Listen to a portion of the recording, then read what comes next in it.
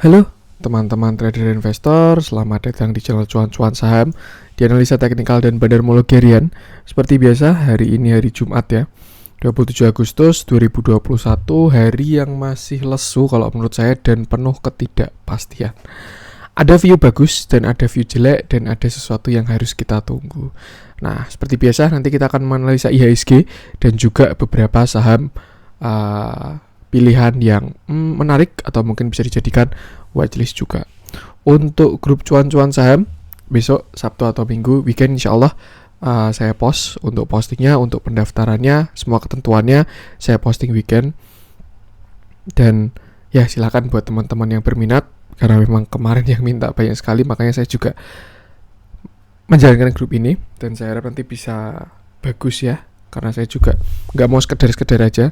Yang agak curhat dikit, sebenarnya yang minta tuh udah dari dulu, dari lama sekali, cuman saya kayak ini saya grup nggak pengen sekedar bikin grup gitu, jadi saya konsepkan yang baik, apa yang akan saya lempar di sana, pokoknya nanti semua bakal disampaikan besok. Dan kalau misalkan teman-teman berminat silahkan join seperti itu. Oke, buat teman-teman yang mau kasih support, tip atau donasi untuk cuan-cuan saham, bisa cara tinggal klik link di deskripsi, link Sosiabus, nanti teman-teman bisa kirim donasi dan juga pesan pribadi untuk saya. Terus buat teman-teman yang ada pertanyaan, kritik atau saran, silahkan sampaikan aja, bisa via DM Instagram atau komen YouTube, dan insya Allah setiap pertanyaan dari teman-teman pasti akan saya jawab kalau saya sudah ada waktu. Terus juga jangan lupa support terus channel cuan-cuan saham dengan cara like, comment, share, dan subscribe. Karena support teman-teman itu gratis, tinggal pencet-pencet aja, tapi itu sangat berarti buat konten kreator seperti saya ini. Dan jangan lupa juga nyalain notifikasinya, karena akan ada konten setiap hari dari cuan-cuan saham. Senin sampai Jumat analisa harian, Sabtu dan Minggu konten spesial. Nah, tuh langsung aja kita akan masuk ke IHSG. Dan sepertinya untuk konten kali ini saya akan banyak membahas IHSG, karena kalau menurut saya ini adalah waktu penentuan seperti itu. Tapi kalau ternyata ya itu nanti kita cek aja. Masuk ke transaksi. Hari ini transaksi 10,195 triliun. Ini hari Jumat juga ya, hari take profit sedunia, suatu yang wajar, merah.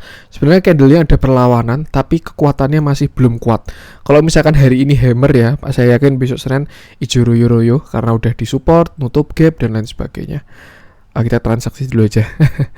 Dan pergerakan asing hari ini net buy, asing masih konsisten net buy 467,83 miliar. Dan bursa indeks ada US pada merah, regional pun juga beragam, beberapa merah, cuman Shanghai doang yang hijau.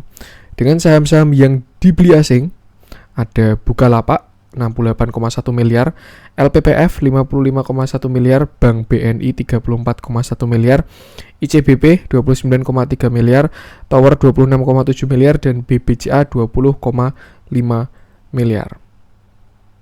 Masuk ke saham-saham yang dijual asing, ada Bank Mandiri 57,9 miliar, Arto 37,9 miliar, Era 30,2 miliar, Astra 26,7 miliar, Adro 22,4 miliar, HIL 12,6 miliar, dan Pegas 10,2 miliar. Hari ini marketnya masih lesu kalau menurut saya ya, maksudnya tidak ada power untuk ngangkat gitu. Yang gerak ya cuman saham-saham yang terteler lah, saham-saham market cap kecil yang tidak bisa menggerakkan market. Untuk saham-saham yang besar malah cenderung diem aja di tempat, tidak bergerak. Dan itulah yang menyebabkan tidak ada pergerakan berarti di IHSG. Padahal sekarang ini sebenarnya IHSG sedang ada di harga yang paling murahnya. Kenapa? Karena dia ada di support klasik. Setelah itu juga ada support dinamis yang sangat kuat, yaitu MA 200. Tadi pagi sempat nyentuh ke sana, kena MA 200 dan dia berhasil rebound. Reboundnya cukup kuat, closingnya pun juga lumayan di 60-40. Gap pun juga sudah tertutup, artinya sudah tidak ada gap di bawah lagi. Tapi nggak tahu ya, ini closingnya kalau menurut saya kurang mantep sih hari ini tuh. Harusnya kalau memang ini arahnya ke atas ya, ini hammernya candlenya bisa lebih kuat, entah hammer atau bahkan marubozu atau engulfing, itu bisa kayak gitu. Tapi hari ini lesu untuk reboundnya, karena kalau menurut saya ya, hari ini itu adalah hari wait and see yang sangat besar. Kenapa? Karena kalau misalkan teman-teman tahu, pasti banyak ya berita-berita mulai keluar tentang taper dan lain sebagainya itu, yaitu Saya sebenarnya tidak terlalu dalam juga untuk mengetahui kasus itu, cuman mungkin saya ulas sepemahaman saya aja. Setahu saya yaitu intinya adalah meningkatkan suku bunga US biar dengan tujuan uang-uang itu kembali, dolar-dolar itu kembali ke US lagi. Dampaknya apa untuk buat negara lain? Ya jelas bakal mata uangnya bakal tertekan karena dolar bakalan kuat, dan juga asing pun juga bakal keluar karena dia kembali ke dolar lagi gitu. Rupiah pun bisa dijualin lagi seperti itu. Dan rapat itu akan diumumkan nanti malam. Jadi nanti malam ini makanya kenapa saya melihat BBCA itu 33.000 inflow tapi nggak breakout. Kenapa? Ya karena mereka pun masih nunggu. Kalau misalkan dia breakout duluan dan ternyata nanti keputusannya jelek, saya yakin yang namanya bandar itu bakalan rugi banyak sekali.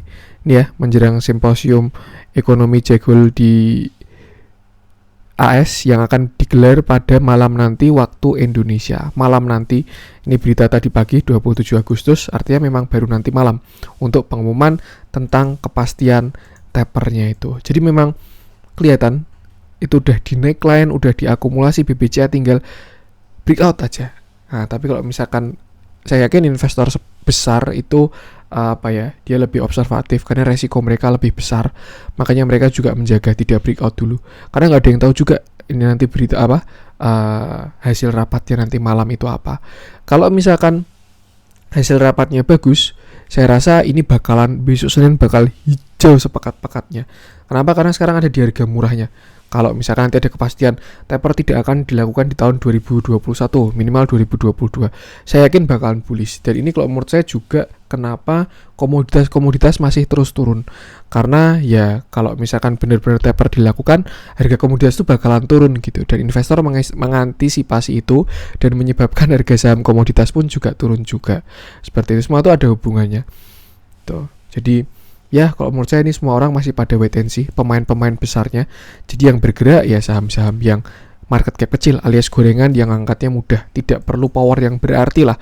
Bahasanya kalau dibandingkan dengan indeks ya, mereka bergerak tuh suka-suka. Beda sama kalau saham yang market capnya besar seperti itu. Cuman di lain sisi ya itu juga bisa dijadikan peluang buat mencari keuntungan yang enak juga. Seperti itu. Nah, mungkin saya pengen memperlihatkan view jelek dulu. Dan kebetulan mungkin saya mau menunjukkan sesuatu ya. Ini saya ada MA 100. Ini yang garis hitam, MA 200. Dan garis biru ini ya, garis biru yang ini, itu adalah MA 100. Yang kita lihat apa?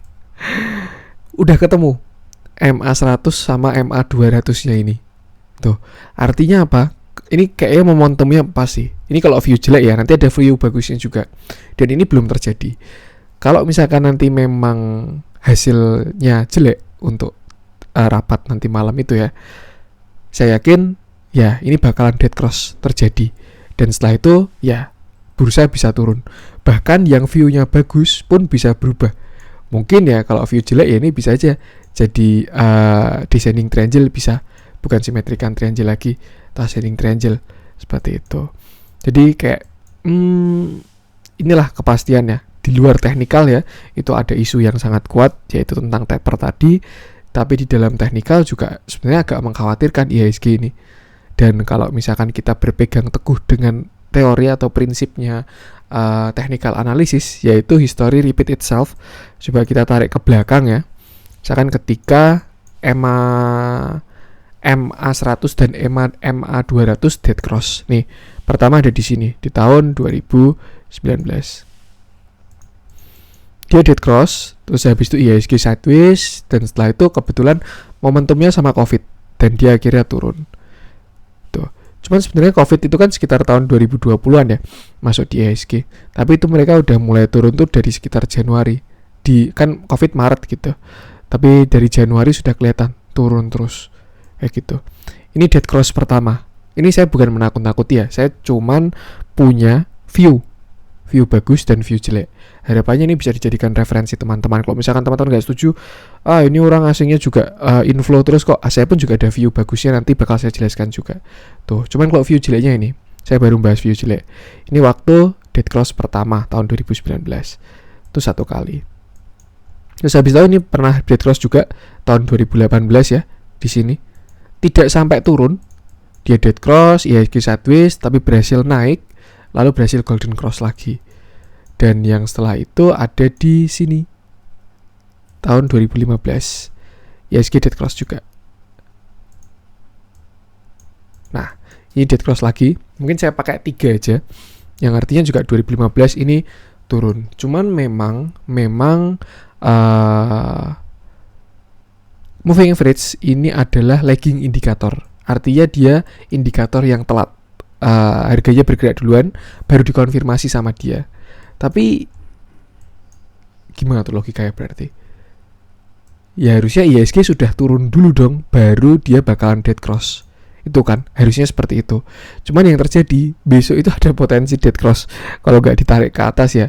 Dan sedangkan IHSG masih belum turun. Artinya itu mungkin bisa jadi view bagus ya. Semoga gak bingung teman-teman, karena saya juga nyampeinnya agak bingung juga. Tapi intinya itu bisa jadikan view bagus. Orang belum turun kok, tapi kok mau dead cross gitu. Mungkin bisa saja terjadi divergent seperti itu.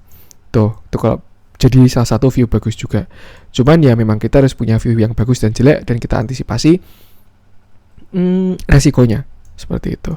Nah, ini kita coba lihat apa ya, pengalaman waktu Indonesia taper, waktu taper dulu ya, tahun 2013 itu rupiah turun gila-gilaan, dan kalau kita lihat IHSG itu turun sekitar 26% pada waktu 2013 itu, pada waktu taper. Tuh, saya di sini niatnya bukan tebar fear, saya cuman menganalisa dan menyampaikan buat teman-teman semua.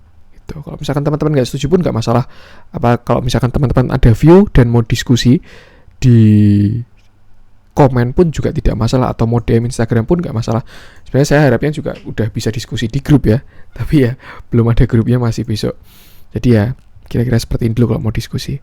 Tuh. Dan kalau menurut saya ini perlu diantisipasi. Bahkan waktu taper pun juga dia dead cross, walaupun akhirnya berhasil recover dan golden cross lagi untuk EMA 100 dan EMA 200-nya itu. Seperti itu. Jadi kira-kira itu untuk view jeleknya. Dan kenapa udah dari lama kan BBCA itu ada di sekitar 33.000. Nih, dia di 33.000 itu udah dari tanggal 18 Agustus sampai ke sekarang 27 Agustus. Asingnya udah banget, udah akumulasi terus, value-nya besar, terus juga udah golden cross. Tapi kenapa nggak breakout? Karena kalau menurut saya memang menunggu momentum ini gitu loh. Kalau misalkan dia di breakoutin dan ternyata jelek, terus mereka akhirnya tarik duit, saya yakin ruginya bakalan lebih banyak. Tuh, makanya pada masih menunggu untuk hari ini. Kelihatan sekali kok saham-saham besarnya itu tidak pada bergerak seperti itu. Itu tadi yang barusan adalah view jeleknya. Tapi kalau view bagusnya gimana mas? Jelas, karena saya selalu ketika menganalisa, saya punya view jelek dan view bagus. Jadi saya punya kesempatan untuk mengambil resiko, tapi juga ada antisipasi untuk menjaga resiko itu. Kayak gitu. Nah, kalau view bagusnya gimana mas? Ya, nanti malam rapatnya hasilnya bagus, entah taper karena dunia masih covid, taper harus diundur. Tuh, misalkan kayak gitu. Nah, artinya sekarang ini benar-benar harga paling murah. Serius, ini IHSG ini harga semurah-murahnya murah ini IHSG ini. Yaitu karena dia kena support kuat banget untuk saat ini ya, Karena harga murah saat ini tuh beda sama harga murah pada waktu 2010 dan seterusnya kayak gitu. Dia kena support, dan ya itulah, dia udah di harga termurah. Dan kalau kondusif, dapat kepastian investor, saya yakin IHSG bakalan jalan dan melanjutkan skenario cup and handle-nya gitu. Bahkan breakout dan bisa bullish seperti itu. Jadi saya pribadi memperbanyak cash saya untuk hari ini. Tadi sesi kedua saya kayak oke lah, saya mengamankan cash dulu aja untuk sesi kedua ini. Dan ya ada beberapa juga yang saya pun juga CL sendiri, saya cut loss juga. Cuman kalau menurut saya lebih suka mengantisipasi atau menunggu hasil nanti malam itu dalam keadaan cash. Setidaknya apa? Ketika nanti terjadi view jelek, terus ini dead cross, IHSG pembalikan arah, turun, ini breakdown, turun lagi, nah setidaknya masih ada posisi cash. Tapi kalau misalkan ternyata terjadinya view bagus, taper diundur dan lain sebagainya, ya tinggal di buyback aja gitu. Dia naik, udah konfirmasi, buyback, beli lagi, terus ikutin naik ke atasnya. Itulah salah satu strategi yang saya lakukan seperti itu. Dan juga apa ya, ya ada potensi juga sebenarnya taper itu terjadi. Kayak kalau misalkan sekarang kan penanganan COVID-nya di negara maju itu kan lebih bagus gitu daripada negara berkembang. Nah, kenapa duitnya nggak ditarik aja daripada diinvestasikan di negara berkembang? Salah satu rangsangannya ya pakai taper itu tadi. Tuh, saya juga jujur tidak terlalu ahli dalam taper ini. Saya cuma mengumpulkan beberapa sumber referensi yang saya baca dan saya mengulas seperti ini. Kalau misalkan saya banyak salahnya pun juga saya nggak masalah mau diberi pendapat ataupun saran gitu, atau bahkan diskusi juga saya bakalan senang sekali. Cuman yang saya lakukan di konten ini adalah saya meng-share view saya, yang artinya harus tetap ada worst case scenario, harus tetap siap. Kelihatan banget ini seperti itu. Dan kalau misalkan besok view bagus gimana mas? Itu jawaban yang gampang, agresif aja gitu. Saya yakin bakalan kembali bullish lagi IHSG kalau misalkan besok view-nya bagus ya. Keputusannya nanti malam bagus, terus Senin hijau royo-royo, semuanya hijau, ya tinggal agresif aja. Bahkan nggak perlu antri-antrian, HK-HKan pun nggak masalah. Dan jujur saya pun juga lebih suka HK ya daripada antri. Saya kurang suka antri soalnya. Tapi kalau HK, saya nggak mungkin HK full porsi gitu. Jadi kalau misalkan area entry dari 100 sampai 105 gitu ya. Kalau misalkan harganya sekarang di 105, saya berani HK, tapi HK-nya cuma 20% kayak gitu. Kalau misalkan dia turun ke 103, masukin lagi 30%. Kalau turun ke 100, masukin semuanya baru pasang stop loss. Tapi kalau HK 105 terus dia naik, ya kita lihat ada kesempatan masukin sisanya apa enggak. Kalau ada kesempatan ya tinggal masukin lagi, kalau nggak ada kesempatan cari saham lain kayak gitu. Itu kalau IHSG bullish ya itu bakal kembali ke Oktober kemarin lah bahasanya, nggak perlu analisa apapun, nggak perlu ngapa-ngapain, tinggal masukin duit pasti cuan. Itu kemarin akhir tahun ya 2020. Tapi kalau misalkan nanti ini benar-benar pembalikan arah IHSG, terus harus gimana mas? Ya kalau menurut saya teman-teman bisa masuk mode defensif gitu, observatif, defensif, karena yang namanya IHSG downtrend, kalau misalkan benar-benar sampai downtrend ya, susah banget kalau mau nge-swing tuh, serius. Kita aja udah merasakan market sideways kayak gini aja, yang namanya nge-swing tuh susah. Swing bisa ya di saham-saham market cap kecil, bank-bank mini, ya pokoknya saham-saham market cap kecil gitulah. Kalau saham-saham yang middle cap sampai big cap, saya yakin nggak bakal kemana-mana duitnya. Di situ aja, nggak bisa jalan kayak gitu. Jadi ya, ketika nanti pasarnya benar-benar bearish, kalau teman-teman tidak mau trading pun nggak masalah. Wah pasar jelek, dah uang diamanin, kalau perlu ditarik dulu, terus bisa buat usaha lain. Sampai kapan? Sampai pasarnya bagus. Itu nggak masalah, nggak perlu takut ketinggalan teman-teman. Karena kita itu bisa trading kapanpun. 10 tahun lagi, 20 tahun lagi, 30 tahun lagi masih mau trading pun juga nggak masalah gitu. Atau masih mau investasi. Dan tapi ini saya mau ngomongkan bicara view jangka pendek ya. Tuh, tapi kalau misalkan teman-teman mau itu tadi tetap trading ya harus adaptif, melihat skenario yang ada. Kalau misalkan yang berjaya scalper cuan bungkus kayak gitu, ya harus adaptasi, pindah ke sana strateginya. Kalau teman-teman tetap memaksa main swing di market yang jelek, saya yakin nggak bakal bisa jalan seperti itu, kecuali bisa menemukan saham yang benar-benar masih strong seperti itu. Jadi intinya adalah dari ulasan tadi ya, ada view bagus dan ada view jelek selalu. Dan tugas kita sama, karena kita ini nggak bisa mengontrol market ya. Tugas kita yang mengontrol diri kita sendiri dan porto kita sendiri. Seperti itu. Dan untuk sekarang ini benar-benar IHSG ada di titik nadirnya. Support 6030 sampai area moving average inilah 6020. Mungkin toleransi sampai 6000. Kalau misalkan dia jebol, saya rasa ya 5950 lagi. Kalau jebol lagi bisa ke 5750 lagi. Kalau jebol 5750 baru wassalam kalau menurut saya. Bisa agak dalam, serius. Tapi kalau misalkan besok ternyata view-nya bagus, nah resisten terdekat di range ini, sama kayak konten kemarin ya, ada di sekitar 6115, which is itu resisten yang cukup berat beberapa kali ya. Kalau sampai 6130-an, dan kalau breakout bisa ke sekitar 6250-an, seperti itu. Saya tidak ada maksud sedikit pun untuk tebar fear. Ini yang saya lakukan hanyalah, ya saya bikin konten, saya ada analisa seperti ini, dan saya share di konten saya. Semoga teman-teman juga tetap bisa objektif dengan analisa teman-teman sendiri. Kalau teman-teman yakin dengan IHSG tetap bullish kok, saya yakin IHSG bullish, ya tidak masalah. Tuh yang penting jangan lupa sama resikonya, seperti itu. Dan kalau melihat dari flow pun juga sebenarnya saya pengennya bullish gitu loh. Karena asing masuknya besar. Bahkan hari ini pun juga asing masuknya cukup besar, hampir 0,5 triliun gitu, 400 miliaran kan. Saham-saham blue chip ada di akumulasi dan lain sebagainya. Tuh. tapi nggak menutup kemungkinan juga. Bahkan waktu 2013 itu sebelum taper ya asing juga masuk juga. Tapi ketika taper diumumkan ya asing cepet-cepetan keluar. Seperti itu. Jadi mungkin mereka orang-orang yang pada masuk kemarin tuh ya baru mungkin modal sangat kecil itu. Misalkan BBCA nih lah inflow 3 triliun gitu. Siapa tahu modal dia 30 triliun kan bisa juga kan. Dia baru masukin 10% modalnya. Setidaknya dia udah pegang barang. Kalau ternyata bullish tinggal dia masukin terus-terusan gitu. Tapi kalau misalkan bearish ya itu masih 30%. Nah ini juga salah satu seni dari money management. Itu nanti bakal jadi fasilitas grup juga. Asik sambil promosi. Tuh. Oke, mungkin itu untuk ulasan IHSG. Saya harap juga nanti pengumumannya bagus, besok Senin tinggal kita kejar aja barangnya. Kalau ternyata pada loncat, pasarnya bagus, Senin tinggal dikejar, tapi kalau ternyata pasarnya jelek, ya harus siap-siap adaptasi. Seperti itu. Langsung aja kita akan masuk ke beberapa saham pilihan. Mungkin saya mau bahas saham-saham yang bobotnya berat. Karena ya yang membuat pergerakan berarti itu saham-saham yang bobotnya berat. Yang bikin pasar kondusif, yang bikin pasar jelek itu saham-saham bobotnya berat. Tapi kalau yang bikin cuan enak itu memang saham-saham yang market cap-nya kecil seperti itu. Nah, kita coba mulai dari Bukalapak udah saya bahas ya. Kita mulai dari LPPF dulu. LPPF ini juga dibeli asing hari ini. Dia sempat PHP.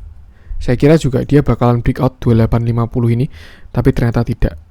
Hari ini LPPF naik. Closingnya plus 3,21%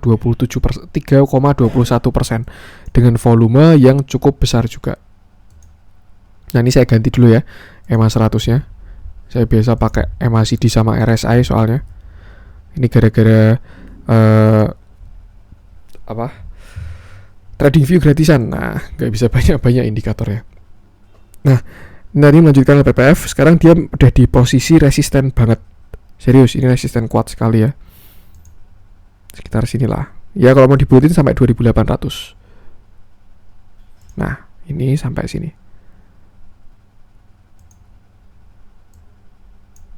2800 sampai sekitar 2400. Ya kalau 2400 sekarang udah support ya. Tapi kalau 2800 ini masih resisten dan ini sangat kuat. Kenapa? Karena di sini ada gap juga. Ada gap, di sini kelihatan banyak yang terjadi perlawanan. Area di sini adalah area supply gitu. Di sini supply banyak, makanya demand kalah, supply banyak, ya barangnya turun terus gitu. Tapi beda cerita dengan LPPF. Dia ini bandarnya butuh barang gitu. Artinya kalau dia dapat supply bagus. Kenapa saya bilang dia butuh barang? Karena dia akumulasi terus akhir-akhir ini. Seperti itu. Bahkan hari ini pun juga dia pun akumulasi juga LPPF ini. Akumulasinya juga besar juga dari si BK ini. Tuh, cukup menarik. Saya suka sama lipo-lipoan ini. Grupnya Lipo ya. Mereka tuh kalau akumulasi terang-terangan teman-teman. Serius. Langsung hajar aja, nggak usah pakai gimana-gimana ya, brokernya akumulasi terus. Kayak yang terjadi dari November. Jadi baca bandarmologinya gampang. Beda sama grupnya MNCN ya, itu serius, itu bandarmologinya susah. Karena mereka kayak memainkan psikologis. Akumulasinya itu menggunakan broker retail. Dan ketika mengakumulasi, itu perpindahan dari broker besar ke broker retail. Itu kalau yang saya lihat ya, MNCN kecil-kecilan, itu mainannya kayak gitu. Kalau nggak salah ya, kalau ada pendapat lain silakan perbaiki. Tapi kalau Lipo ini beda. Nih, ketika dia diakumulasi di sini, saya ingat banget, saya ngikutin soalnya akumulasinya LPPF ini dari 9 November ya, sampai masih ingat saya angkanya. 9 November 2020. 16. Nah, ini 9 November dia mulai diakumulasi terus sampai akhirnya dia mulai jalan. Tuh, lalu kemarin didistribusi lagi. Karena yang kemarin sudah saya jelaskan ya, bandar pun juga butuh duit. Jadi take profit dulu, udah nambah cuannya, bisa reakumulasi lagi. Dan sekarang udah fase reakumulasi. Seperti itu. Lalu, sebenarnya kalau misalkan berhasil breakout pun, saya yakin juga Senin tuh harus dikejar LPPF ini kalau dia berhasil breakout ya. Tapi kalau yang saya lihat, dia masih belum berhasil breakout. Seperti itu. Apakah ada view turun? Bisa juga. Dan yang kita tahu LPPF ini kan juga mau buyback ya, mau buyback. Sebenarnya buyback itu bukan apa ya, katalis bagus. Kenapa katalis bagus? Karena pasti ada sesuatu di dalamnya. Perusahaan buyback mesti perusahaannya bagus dong. Kalau nggak buyback ya ngapain? Kalau nggak bagus ngapain di buyback gitu. Tapi kalau misalkan kita mau beli saham, kita belinya di harga mahal atau murah. Pastikan semua jawabnya di murah kan, apalagi bandar yang punya kuasa. Sama dengan kasus buyback. Biasanya ketika kasus buyback itu harga itu malah ditekan biasanya ya, nggak tahu juga nanti LPPF gimana, karena dia buybacknya kan maksimalnya sampai 3.000 yang saya dibaca di berita itu. Dan biasanya kalau misalkan benar-benar ditekan ya mungkin dia bisa aja nanti bikin ascending triangle gitu, 1, 2, nanti 1 kali lagi, 3, cepret baru breakout seperti itu. Dan biasanya memang itu kalau buyback, posisi buyback harga ditekan dulu sampai buybacknya selesai, itu nanti baru bagus sekali seperti itu. Dan kalau dilihat dari candle hari ini ya, dimana candle yang sangat jelek, shooting star, terus juga setelah itu ada volume artinya terkonfirmasi, sebenarnya hari ini jelek untuk LPPF. Tapi kalau dilihat dari bandar yang nampungin besar banget hari ini, si BKAKMG ini, kalau saya lihat sih jadinya 50-50 kalau dibandingkan dengan candlestick-nya seperti itu. Cuman kita perlu tahu juga average-nya BK itu di mana. Nah, gimana cara taunya? Tinggal tarik aja ke belakang mulai dari kapan BK masuk. Kalau teman-teman mau niat nyari tahu ya, seperti itu. Siapa tahu dia serok di 2.700 ternyata average-nya dia 1.500. Nah, kan PR juga kan? Beda. Dia nyerok di 2.700, mungkin average-nya cuma jadi 2.000 atau 2.200-an gitu. Tuh, jadi harus kita tahu lah. Makanya semakin bagus analisa itu akan semakin besar hit rate-nya. Tapi nggak ada yang namanya analisa 100%, karena ini market itu dinamis seperti itu. Dan saya sangat tidak menganjurkan teman-teman HKL PPF kalau menurut saya, karena sekarang benar-benar di pucuk. Kalau misalnya nanti benar-benar ditarik ke bawah itu bakalan sakit.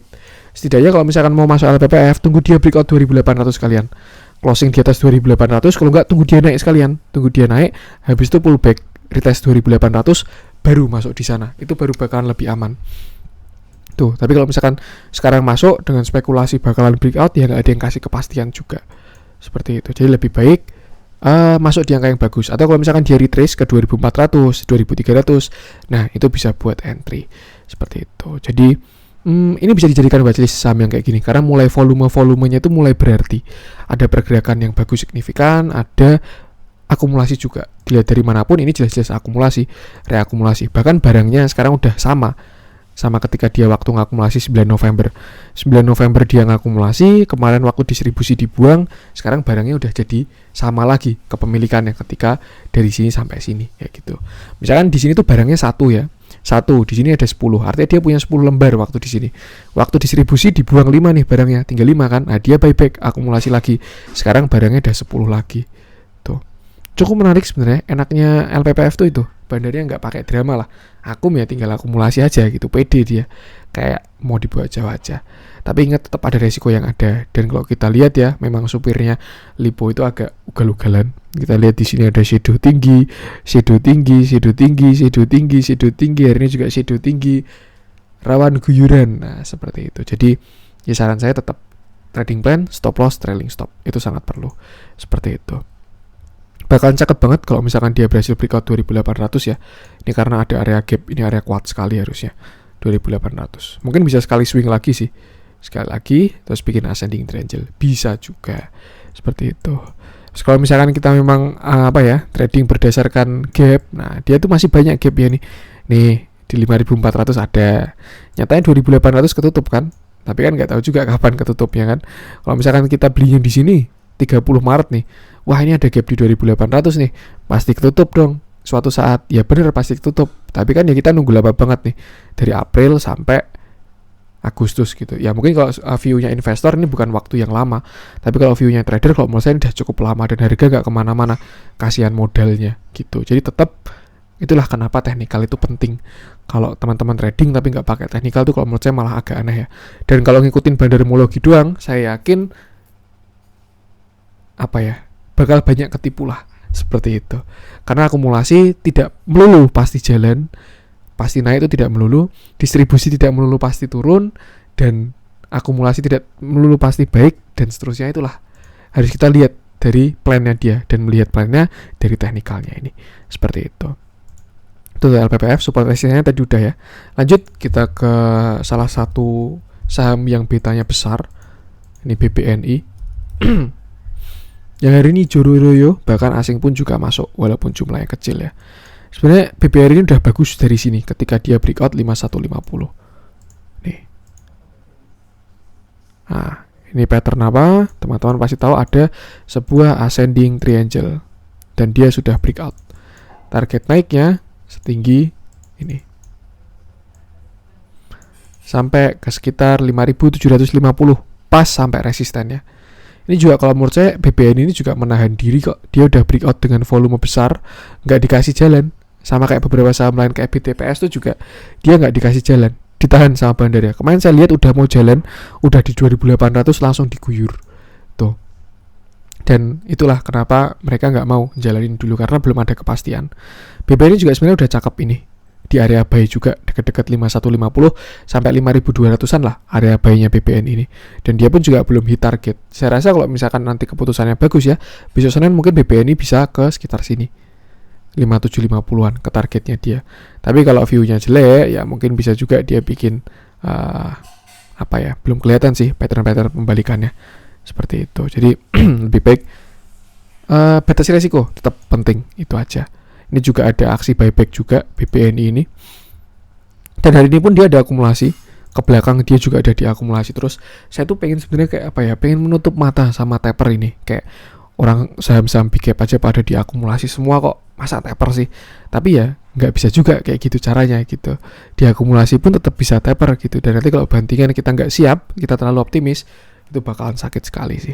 Seperti itu. Buy flow masih bagus banget. Tinggal tunggu kepastian aja untuk jalan BBN ini. Seperti itu.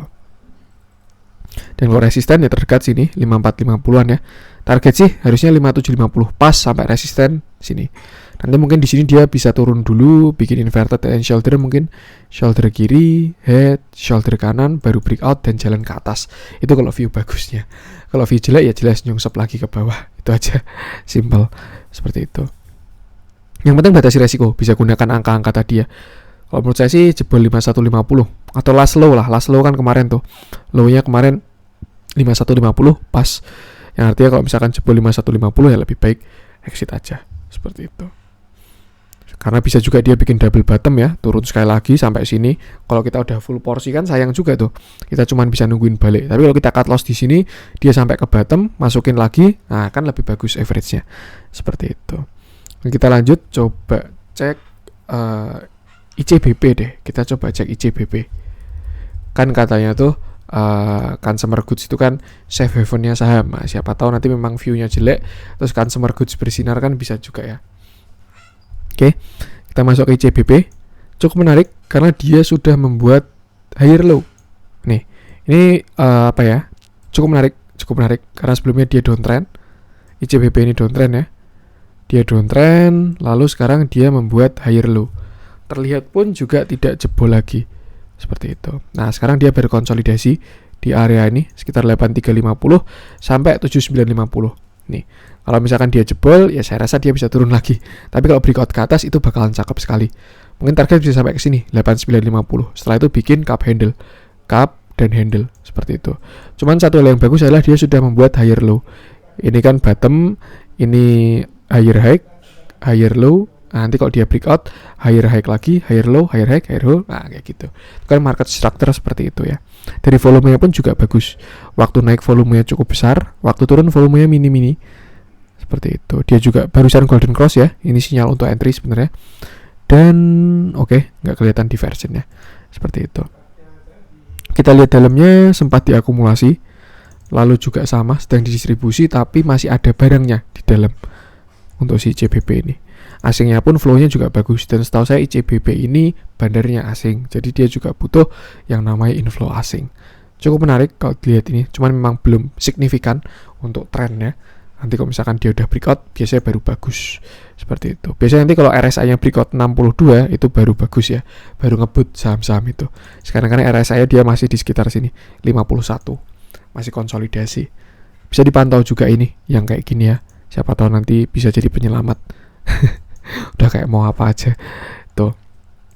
Itu dari ICBP, yang penting batasi resiko aja. Kalau jebol sini 7950 bisa out dulu karena dia ada potensi bisa ke 7600 lagi. Atau kalau enggak ya teman-teman masuknya nyicil. Sekarang misalkan nih, aduh saya nggak suka antri mas, saya mau HK ya silahkan HK tapi 50%. 50%-nya gimana? Tunggu dia turun ke sini. Kalau turun ya masukin di 7650 atau enggak tunggu waktu dia breakout 9000 ini. masukin di sana antara di atas atau di bawah.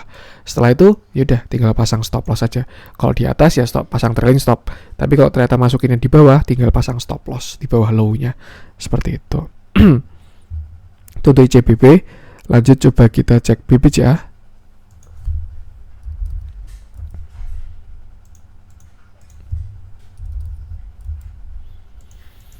Nah, ini tadi yang saya bahas ya. BBCA sudah di neckline dari lama, volumenya pun juga lumayan, dan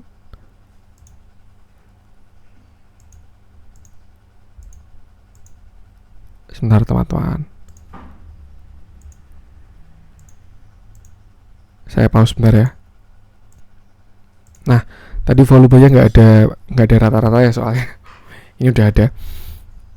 BBCA ini juga udah naik dengan volume yang besar juga. Lalu ada akumulasi, ada inflow asing, dan dia masih ditahan di 33.000. Seperti yang saya omongin di awal tadi, memang masih menahan diri bandarnya. Karena kalau misalkan ternyata hasilnya jelek, ya ada kemungkinan juga BBCA ini bisa dibuang gitu. Tapi yang perlu kita ingat, dia juga sedang ada corporate action ya, yaitu mau stock split. Itu sebenarnya bagus pada saat proses stock splitnya, itu bagus. Biasanya saham-saham bakal naik, tapi nanti ketika cumdit biasanya ada bantingan kayak gitu. Dan nanti kita lihat setelah stock split, kira-kira pergerakan bandara itu gimana nih? Apakah distribusi terus ke retail atau tetap dia akumulasi buat naik harga lebih tinggi pun bisa juga ya, seperti itu. Dan kalau misalkan benar distribusi ke retail ya berarti siap-siap aja, mungkin bisa juga kayak Unilever atau HMSP.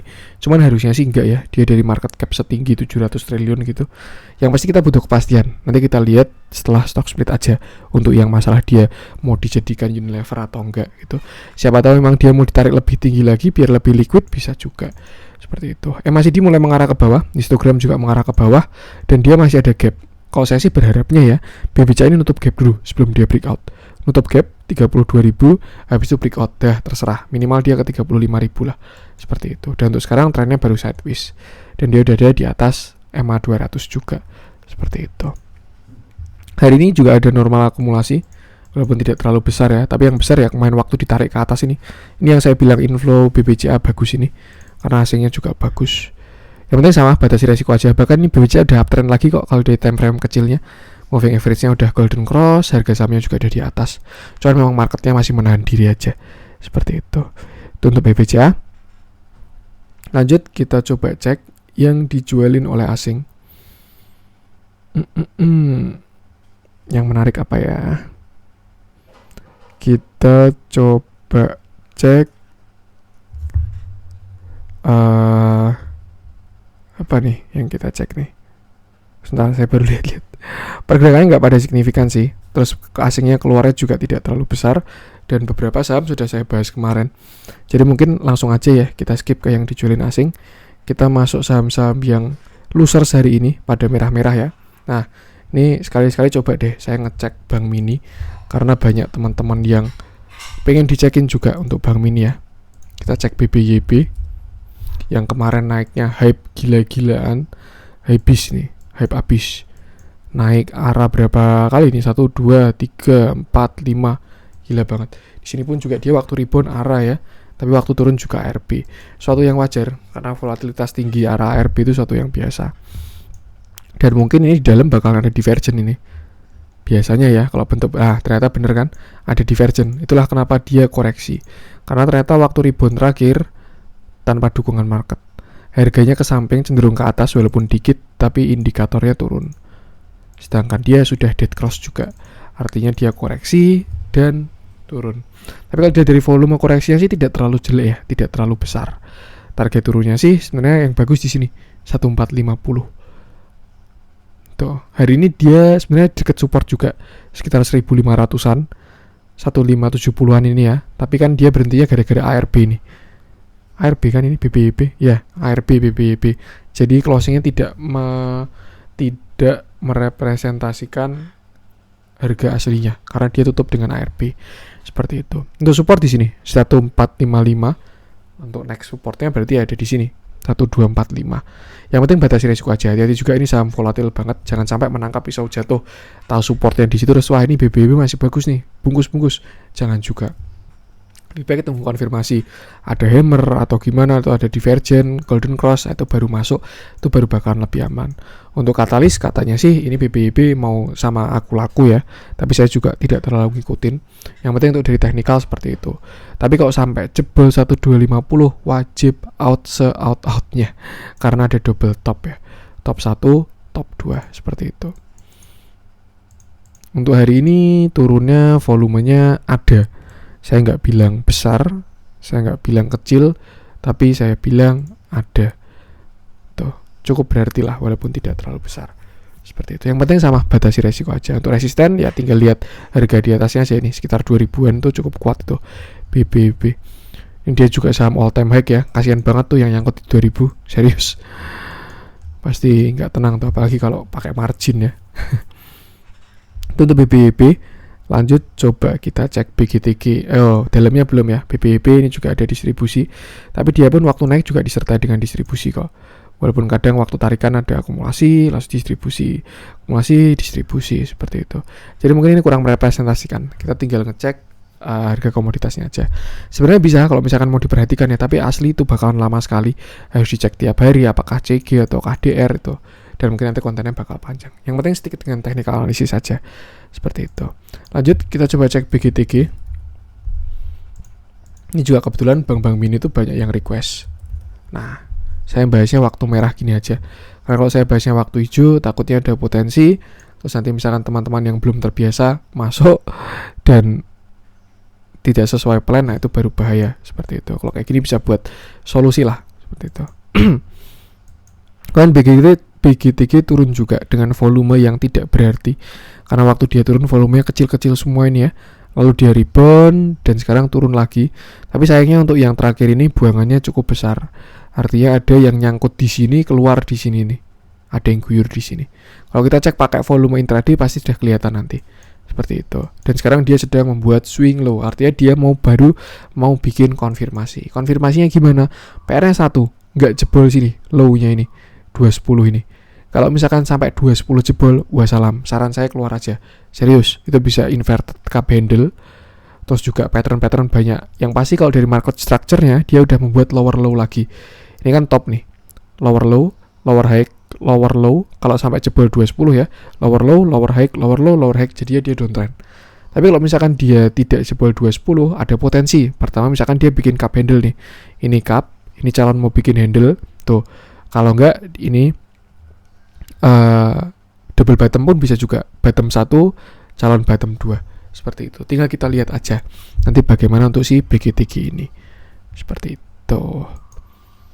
Dan amannya sih memang tunggu candle pembalikan dulu aja, setidaknya dia bikin hammer, atau kalau ini saham volatile ya di candle intraday lah. Intradaynya ada flow masuk dengan volume besar, candlenya bagus, nah bisa ngikut seperti itu. Untuk dalamnya juga sama, ini juga ada big distribusi. Tapi juga emang BGTG kerjaannya gitu kok, sama aja, sama kayak BBB. Harus lebih dalam melihat bandarmologinya seperti itu. Lanjut, coba kita cek BBKP yang sekarang udah sampai 500.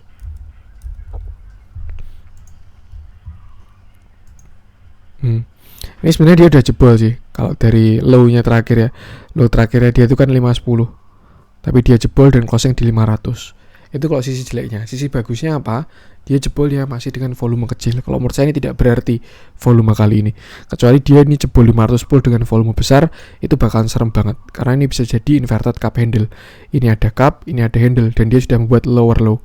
Jadi ini low, lower high, lower low. Nanti kita lihat bagaimana. Tuh. Cuman masih belum ada volume. Ini bisa jadi false doang ya. False breakout. Dia juga pasti bertahan di 500, which is itu adalah support psikologisnya. Jadi ya lebih baik nanti kita lihat dulu aja untuk BBKP ini. Sisi bagusnya volumenya kecil waktu hari ini dia turun. Dari bandarmologi juga dia belakangan ini mulai didistribusi lagi ya. Setelah kemarin dia breakout dari falling wedge-nya. Ini masih sama sih kasusnya sama Busoa, masih tarik-tarikan barang, belum bisa bagi-bagi keluar ya, seperti itu. Untuk BBKP kita lanjut coba cek yang hijau-hijau, barangkali ada yang menarik ya. Kita coba cek MPPA.